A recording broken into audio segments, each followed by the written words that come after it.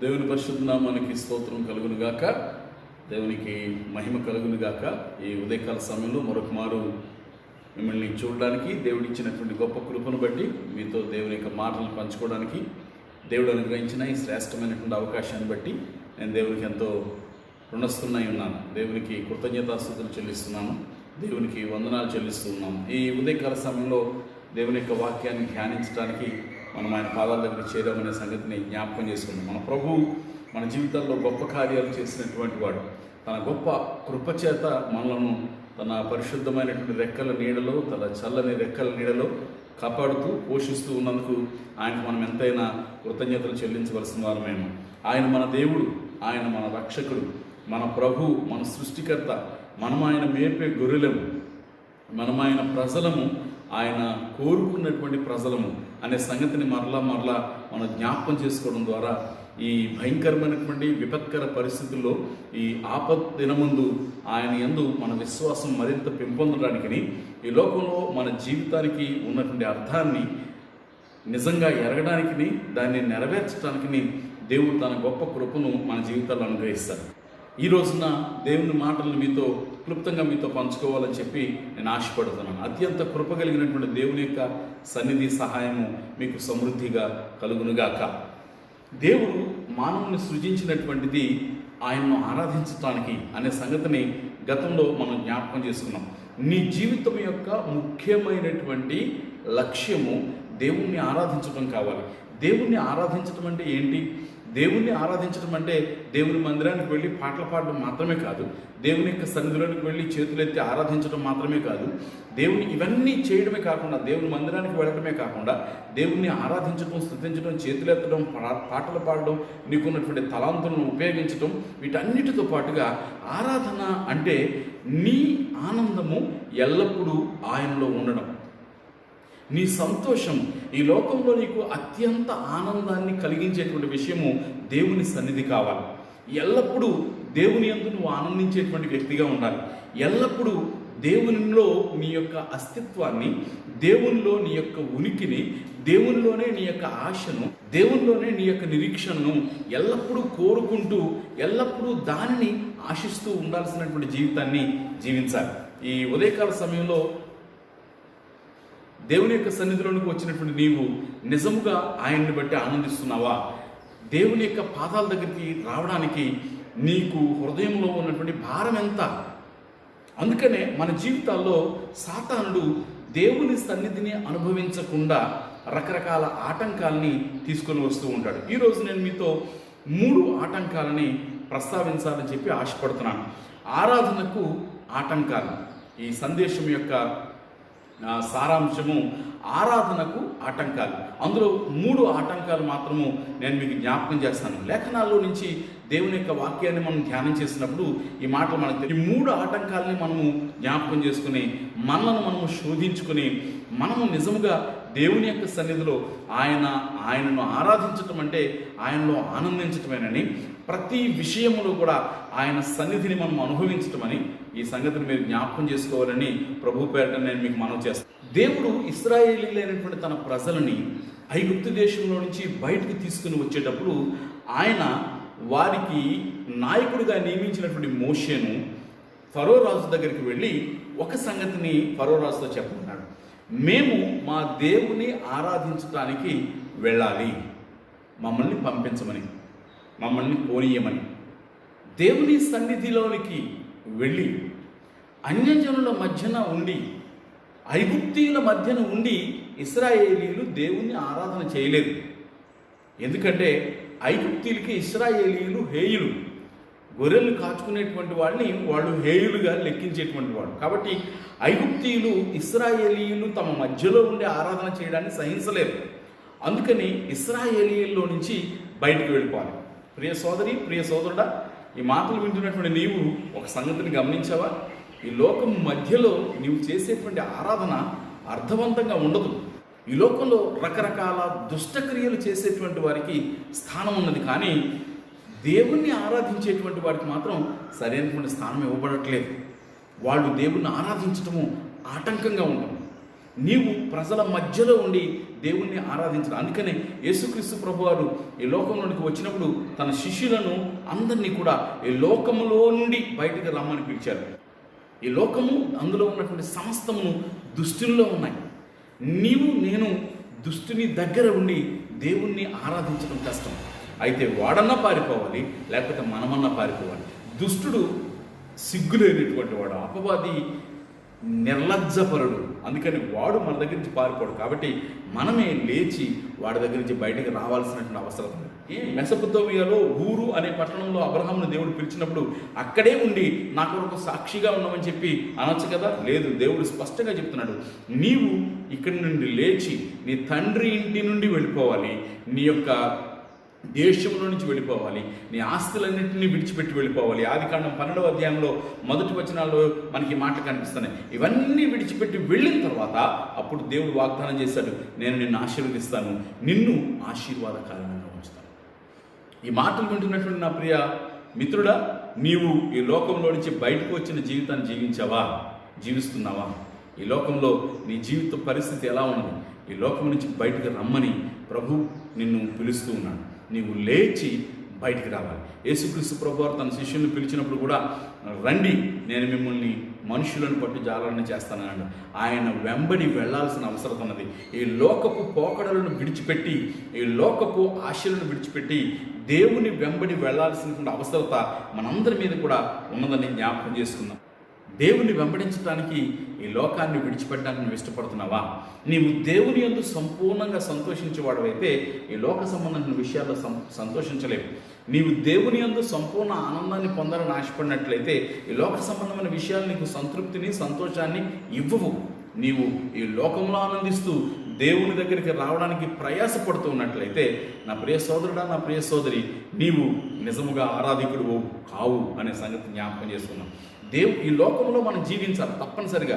కానీ హెబ్రీ భక్తులు చెప్పినట్లుగా మనకేదో వేరే దేశం నుంచి వచ్చినటువంటి వాళ్ళము, ఇది మనకు శాశ్వతమైనటువంటిది కాదు, మనం పరదేశులము, పరజనులము అయి ఉన్నామని చెప్పి పునాదులు గల ఆ పట్టణం కొరకు అబ్రహాము చూచినట్లుగా మనము కూడా చూచి ఆ చోటు మీద మన దృష్టి పెట్టుకోవాల్సినటువంటి అవసరత ఉన్నది. కొలసీలకు రాసిన పత్రికలో 3వ అధ్యాయంలో అపోస్తలుడైనటువంటి పౌలు కొలసీ సంఘానికి రాస్తూ చెప్తున్నాడు కదా, మీరు పైనున్న వాటి మీద మనసు పెట్టుకోండి. ఎందుకంటే భూ సంబంధమైనటువంటి వాటి మీద మనసు పెట్టుకుంటే మనం పైనున్నటువంటి వాటిని సంపూర్ణంగా ఆనందించలేము. పరమగీతం రాసినటువంటి భక్తుడు చెప్తున్నాడు, ఆ ప్రియురాలు చెప్తున్నది, నన్ను ఆకర్షించుము, నేను నీ దగ్గరికి పరిగెత్తి వచ్చేదను. మనం దేవుని దగ్గరికి వెళ్ళాలంటే మనకి మనంగా పరిగెత్తడం కంటే కూడా ఆయన మనల్ని ఆకర్షించడానికి ఎక్కువ శక్తి ఉంది. ఆయన మనల్ని ఆకర్షిస్తేనే ఆయన దగ్గరికి మనం వెళ్ళగలుగుతాం. దేవుని యొక్క ఆకర్షణ నీ మీద పని చేయునుగాక అనే ఉదయకాల సమయంలో ప్రభుపేట మిమ్మల్ని నేను ప్రేరేపించాలని చెప్పి ఆశపడుతూ ఉన్నాను. ఈ సమయాన్ని మనం తీసుకుని మనం దేవుని దగ్గరికి ఆకర్షితులమయ్యేటట్లుగా మన జీవితాలు ఉండడానికి ప్రయాసపడాలి. దేవుడు మనల్ని ఆకర్షిస్తేనే, యేసుక్రీస్తు ప్రభువు చెప్పాడు, తండ్రి ఒకరిని ఆకర్షిస్తేనే మాత్రమే అతను నా దగ్గరికి వస్తాడు, లేకపోతే రాడు అని చెప్పి. దేవుని ఆకర్షణ నీ మీద పనిచేస్తుంది. ఈ లోకంలో ఉన్న సమస్తం ద్వారా దేవుడిని ఆకర్షించడానికి ప్రయత్నం చేయట్లేదు, కానీ తన సన్నిధిని ప్రేమించేటువంటి వ్యక్తిగా నేను ఆకర్షించాలని చెప్పి ఆశపడుతున్నాడు. దేవుడు చెప్తున్నాడు, ఇశ్రాయేలీయులు ఐగుప్తీయుల మధ్యలో ఉండి ఆరాధన చేయలేరు. ఐగుప్తీయులకు అది హేయము, ఇశ్రాయేలీయులు అలా ఆరాధన చేసినట్లయితే అది దేవునికి హేయము. నీ ఆరాధన నువ్వు ప్రజల మధ్యలో ఉండి చేస్తున్నావు. మొట్టమొదటిగా సాతానుడు పెట్టేటువంటి ఆటంకం, ఫరో రాజు ఇశ్రాయేలీయుల్ని బయటకు వెళ్ళనివ్వడానికి అసలు ఇష్టపడలేదు.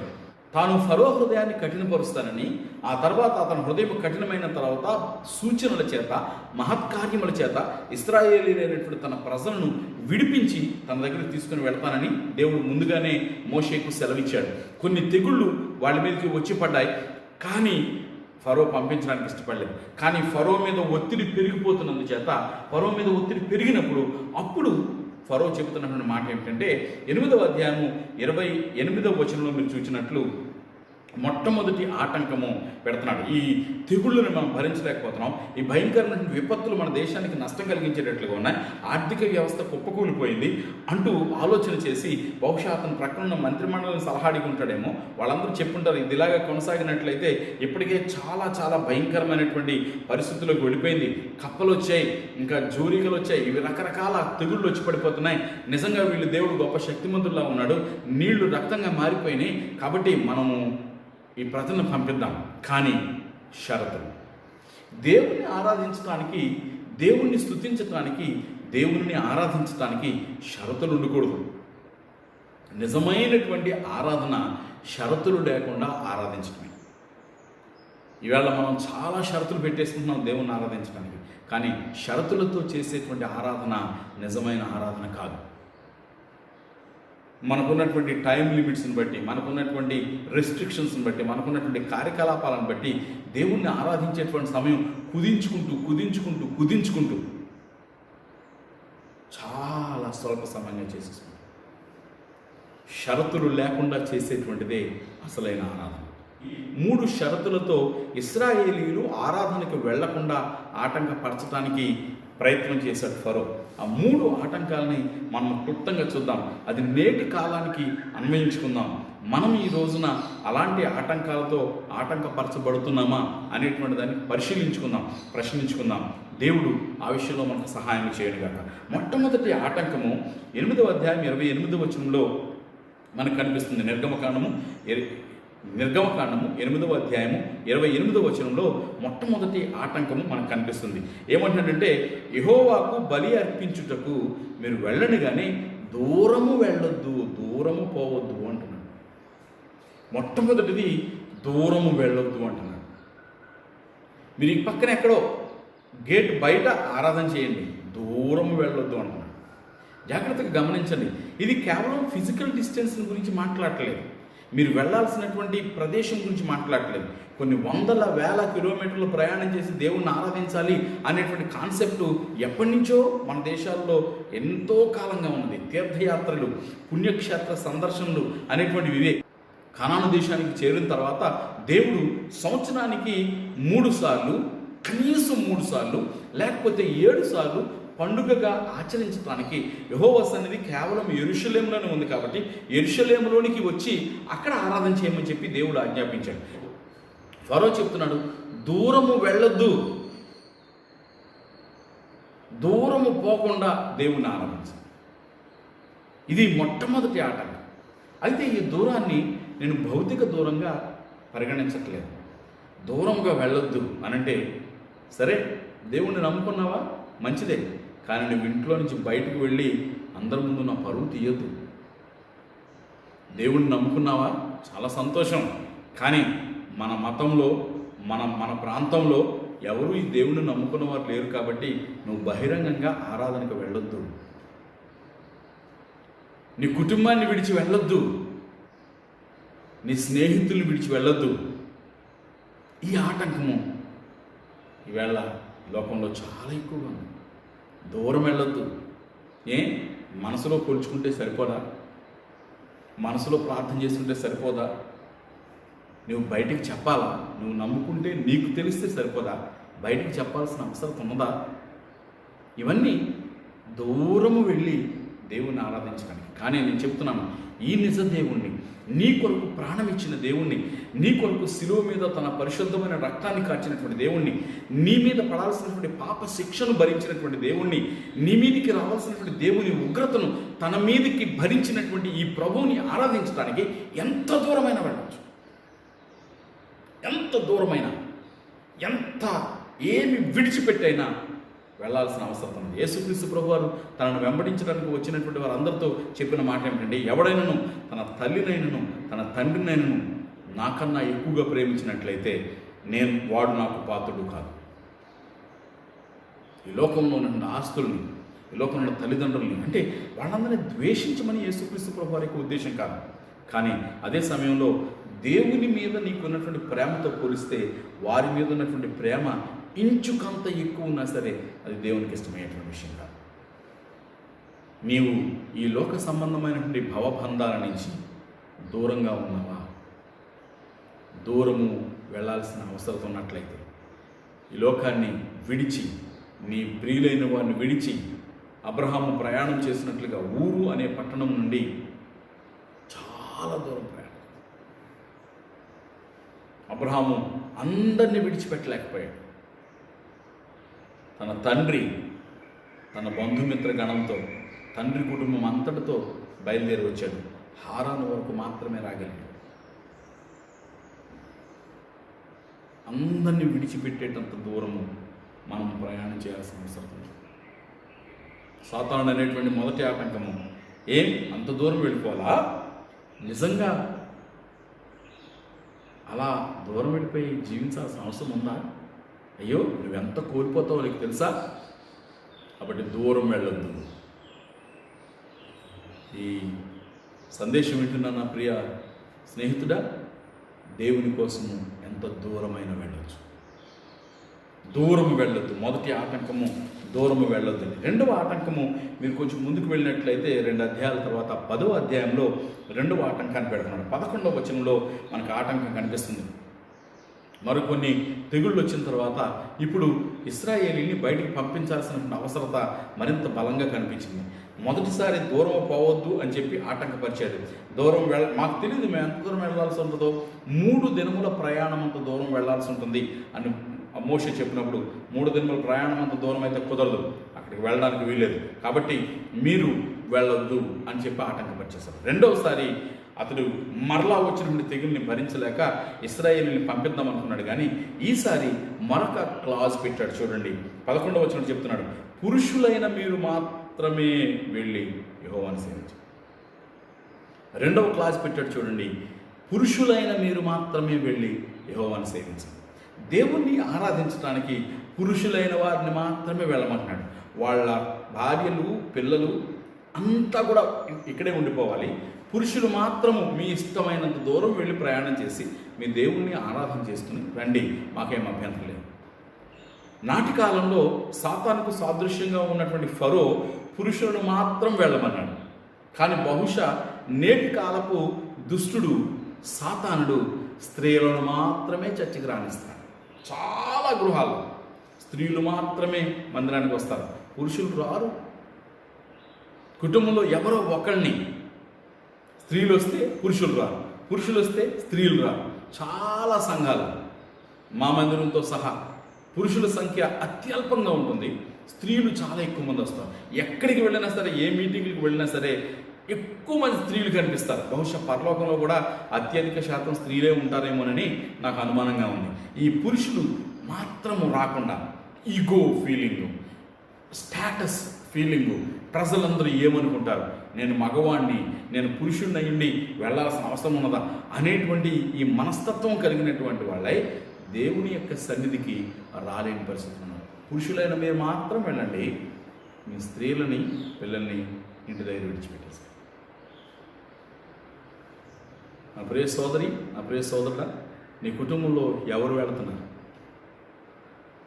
కుటుంబం అంతా దేవుని యొక్క సన్నిధిలోనికి వెళ్ళడం, అది నిజమైన ఆశీర్వాదం. కుటుంబం అంతా ప్రభు యొక్క సన్నిధిలో కనిపించడం, అది నిజమైనటువంటి అత్యంత శ్రేష్టమైన దీవెన. యెహోషువ చెప్పినట్లుగా, నేనును నా ఇంటి వారును యెహోవాను సేవించడము, యెహోవాను ఆరాధించడము అనే మాట నీ కుటుంబంలో చెప్పగలుగుతున్నావా? ఆ జైలు నాయకుడు పౌలు శీలల చేత అర్ధరాత్రి వేళ మారు మనసు పొందినటువంటి ఆ జైలు నాయకుడు తాను బాప్తిస్మం పొందుతూ తన ఇంటి వారిని విడిచిపెట్టలేదు. అయితే దేవుడు నీ గృహంలో ఒకరిని సందర్శించినట్లయితే వారు తప్పకుండా దేవుని సన్నిధికి వెళ్ళండి.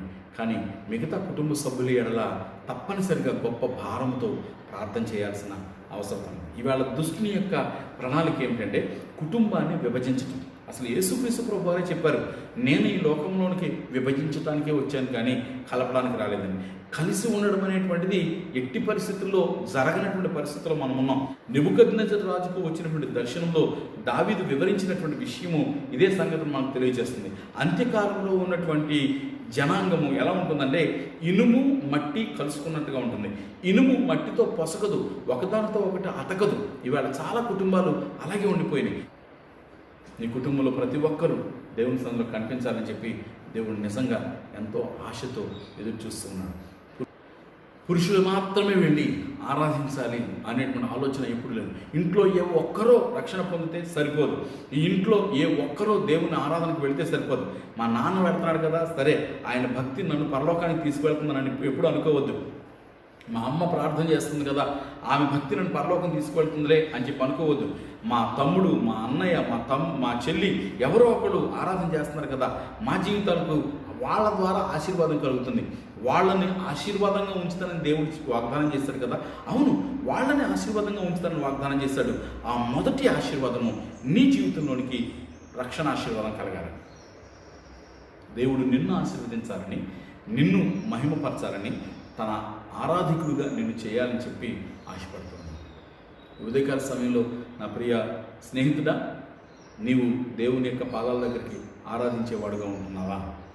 ఆరాధన నీ జీవితానికి ఎంత శ్రేష్టమైనది అనే సంగతి గుర్తుపెట్టు. పురుషులు మాత్రం వెళ్ళి ఆరాధన చేస్తే సరిపోదు, అందరూ వెళ్ళి ఆరాధించాలి. మోషే చెప్పాడు, కుదరదు, మేమందరము వెళ్ళాల్సిందే, మేమందరం వెళ్ళి మేము దేవుని ఆరాధించాలి. రెండవ ఆటంకం అయితే ఫరో ఒప్పుకోలేదు. మీరు పురుషులు మాత్రం వెళ్ళి ఆరాధన చేస్తే చేయండి, లేకపోతే కుదరదు. తెగులు పోయింది కాబట్టి ఇక సమస్య లేదు.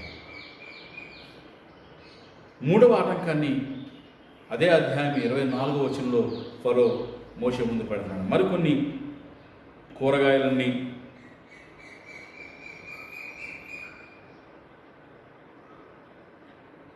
ఆ తర్వాత 2 తెగుళ్ళు వచ్చాయి. మిడతలు వచ్చి ఐగుప్తు దేశం అంతటిని కూడా నాశనం చేశాయి. ఆ తర్వాత ఆ దేశమంతటా చిక్కని చీకటి కమ్మేసింది, చేతులతో తడివేటంత చీకటి కమ్మేసిందట. ఇశ్రాయేలు దేశంలో, గోషేను దేశంలో వెలుగున్నది, కానీ ఐగుప్తు అంతటా కూడా భయంకరమైనటువంటి చీకటి అమ్ముకున్నది. అలాంటి సందర్భాలు ఆ మిడతలో భయంకరమైనటువంటి తెగులు, చీకటి అనేటువంటి భయంకరమైన తెగులు వచ్చిన తర్వాత ఇప్పుడు మరలా ఫరో అనుమతినివ్వడానికి ప్రయత్నం చేస్తున్నాడు. మూడవ ఆటంకాన్ని పెట్టినాడు. సరే, పురుషులైన దూరం వెళ్ళండి, మీ ఇష్టం వచ్చిన దూరం వెళ్ళండి. రెండవది, పురుషులే కాదు, స్త్రీలని పిల్లల్ని కూడా తీసుకెళ్ళండి, మీరు ఫ్యామిలీ వైజ్గా వెళ్ళండి. కానీ ఈసారి అతను పెట్టిన ఆటంకము మీ మీ మందలు, మీ పశువులు మాత్రం వెళ్ళడానికి వీలేదు. మీ మందలు, మీ పశువుల్ని విడిచిపెట్టి మీరందరూ, మనుషులందరూ కూడా వెళ్ళండి. ఇది మూడవ ఆటంకం. నీ జీవితంలో నీ ఆస్తితో దేవుణ్ణి మహిమపరచాలి. నీకు దేవుడిచ్చినటువంటి దానితో దేవుణ్ణి నువ్వు మహిమపరచాల్సిన అవసరం ఉంది. సాతానుడు ఏం చేస్తాడంటే, పర్వాలేదులే, దేవునికి ఇస్తున్నావనే ఆలోచన నుంచి మొదటిగా నేను తప్పించేస్తాను. ఆ పాస్టర్ గారికి ఏంటి అన్నీ బ్రహ్మాండంగా ఉన్నాయి, ఆ సేవకుడికి ఏంటి చాలా ఉన్నతమైన స్థితిలో ఉన్నాడు, నీవు ఆయనకి ఇవ్వాల్సిన అవసరం లేదు, నీవు వెళ్ళి కూర్చో, నీ భార్య బిడ్డలతో పాటుగా వెళ్ళు, కానీ నీకున్నటువంటిది దేవునికి ఇవ్వద్దు. మూడవ ఆటంకం. మొదటిగా దూరం వెళ్ళొద్దు, దేవుని కోసం ఏదో చిన్న త్యాగం చేస్తే పర్లేదు, మరీ దూరంగా వెళ్ళాల్సిన అవసరం లేదు. నా ప్రియ సోదరి, నా ప్రియ సోదరుడా, యేసుక్రీస్తు ప్రభువారు ఆకాశ మహాకాశాలను దాటి పాపినైన నన్ను, పాపివైన నిన్ను రక్షించడానికి పరలోకమును విడిచిపెట్టి భూమి మీదకి ఇంత దూరం వచ్చాడు. You cannot tell the distance between heaven and earth. ఎంత దూరం ఉంటుంది అనేటువంటిది ఇంతవరకు ఏ మనుషుడు కనుక్కోలేనంత దూరం, అంత దూరం వచ్చాడు. ఈ ప్రభువును ఆరాధించడానికి నీవు కొంచెం దూరం రాలేవు. నీ వారిని విడిచి, నీకున్నటువంటి సుఖ సౌఖ్యాలను విడిచి దేవునికి సన్నిధిలో ఆరాధించడానికి రాలేకపోయినట్లయితే నీది నిజమైన ఆరాధన కాదు. నీ కుటుంబం అంతటితో నీవు రాలేకపోయినట్లయితే ఎంత వేదనకరమైన సంగతి. నీ ఒక్కదానివి, నీకు నాకు మన కుటుంబాన్ని పరలోకానికి చేర్చేటువంటి శక్తి ఉన్నట్లయితే ఈ దేవుడే అవసరం లేదు మనకు. అసలు యేసుక్రీస్తు ప్రభు అవసరం లేదు. నువ్వు నీ కుటుంబాన్ని పరలోకానికి చేర్చగలిగేటువంటి శక్తి ఉంది. నీవు, నేను పాపులము, మనము పరలోకానికి చేరాలంటే తప్పనిసరిగా యేసుక్రీస్తు ప్రభువారు మన హృదయంలో ఉండాలి. కేవలం మన హృదయాల్లో ఉంటే మాత్రమే సరిపోదు, మన బిడ్డల హృదయాల్లో యేసుక్రీస్తు ప్రభువారు ఉండాలి. నీ భర్త, నీ భార్య హృదయంలో యేసుక్రీస్తు ప్రభువారు ఉండాలి. నీ బంధువుల హృదయాల్లో యేసుక్రీస్తు ప్రభువారు ఉండాలి. వాళ్ళందరి హృదయాల్లో ప్రతి ఒక్కరికి యేసుక్రీస్తు ప్రభువారితో వ్యక్తిగత సంబంధం కలిగి ఉంటే మాత్రమే, క్రైస్తవ కుటుంబంలో పుట్టినంత మాత్రం చేత నువ్వు పరలోక రాజ్యానికి చేరలేవు. క్రైస్తవ జీవితాన్ని జీవిస్తూ పాటలు పాడుతున్నంత మాత్రం చేత, బైబిల్ చదువుతున్నంత మాత్రం చేత, ప్రార్థన చేస్తున్నటువంటి మాత్రం చేత, నీ జీవితంలో దేవుడు అద్భుత కార్యాలు చూసినంత చేత, నీలో నుంచి దయ్యములు వెళ్ళిపోయినంత చేత మాత్రమే నీవు పరలోక రాజ్యానికి చేరుకోలేవు. యేసుక్రీస్తు ప్రభువుని వ్యక్తిగతంగా నీ హృదయంలోనికి రక్షకుడిగా స్వీకరిస్తే మాత్రమే నీవు పరలోక రాజ్యానికి అర్హుడవుతావు. ఆయన శిలువ మీద నీ కోసం చేసినటువంటి త్యాగాన్ని, నా కోసం చేసినటువంటి త్యాగాన్ని, మానవాడి కోసం ఆయన పొందినటువంటి భయంకరమైనటువంటి శ్రమల్ని నువ్వు గుర్తించి నీ హృదయంలోనికి ఆయన ఆహ్వానించి, యేసుక్రీస్తు ప్రభువా నా హృదయంలోనికి రండి, నా జీవితాన్ని నీకు సమర్పిస్తున్నాను, నీ చిత్తానుసారంగా నీ ఇష్ట ప్రకారంగా నేను జీవిస్తాను అని చెబితే తప్ప యేసుక్రీస్తు ప్రభువుని వెంబడించేటువంటి వ్యక్తిగా నువ్వు మారవు. నిజమైనటువంటి ఆరాధికుడు తన పాపం విషయమే పశ్చాత్తాపడి, తాను పాపిని గ్రహించి తన పాపం విషయమే పశ్చాత్తాపడి, తన పాపములను విడిచి దేవుని వైపు తిరిగి ఆయనను తన హృదయంలోనికి రమ్మని ఆహ్వానించి, తన జీవితాన్ని ఆయన చెప్పిన ప్రకారంగా, దేవుని యొక్క వాక్య ప్రకారంగా తన జీవితాన్ని కట్టుకోవడానికి నిర్ణయించుకుని ఆ మార్గంలో వెళ్ళినప్పుడు మాత్రమే నీవు అసలైన ఆరాధికుడు. దేవుడు ఎవరి కోసం వెతుకుతున్నాడు తెలుసా? యోహాను సువార్త 4వ అధ్యాయంలో 24, 25, 26 వచనాలను మీరు చూసినట్లయితే, దేవుడు ఆత్మతో సత్యముతో తనను ఆరాధించేటువంటి వారు కావాలని వెదకుచూన్నాడు అని ఫుట్నోట్లో కనిపిస్తుంది. దేవుడు ఆత్మతో సత్యముతో ఆరాధించేటువంటి వారి కోసం చూసినప్పుడు నీవు ఆయన దృష్టిలో పడతావు. సాతానుడు 3వ ఆటంకం పెట్టాడు. మోషే అన్నాడు, ఇదే ఆఖరిసారి మోషే, ఇక పైన నువ్వు నాకు కనిపించడానికి వీల్లేదు. మీరు వెళ్ళాలనుకుంటే మీరు మీ కుటుంబాలు మాత్రం వెళ్ళండి, మీ ఆస్తిపాస్తులు తీసుకెళ్ళండి. చాలామంది దేవుని సన్నిధికి రావడానికి ఆటంకపరచరు. దేవుని మందిరంలో కలిసి కుటుంబంగా వస్తారు, కానీ వారు దాతృత్వము కలిగి దేవునికి ఇచ్చేటువంటి వారుగా ఉన్నారు. నీ ఆస్తితో నీవు దేవుణ్ణి ఆరాధించకపోయినట్లయితే అలాంటి ఆస్తి ఉన్నా ఒకటే, లేకపోయినా.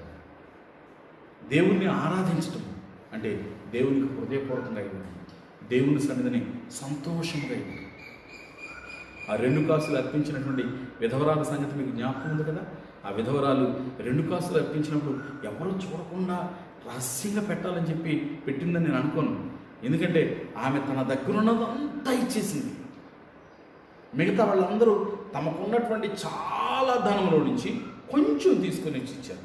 దేవుడు నువ్వు ఎంత ఇస్తున్నావు అనేటువంటిది చూడు, ఎలాంటి హృదయంతో ఇస్తున్నావు అనేటువంటిది చూస్తావు.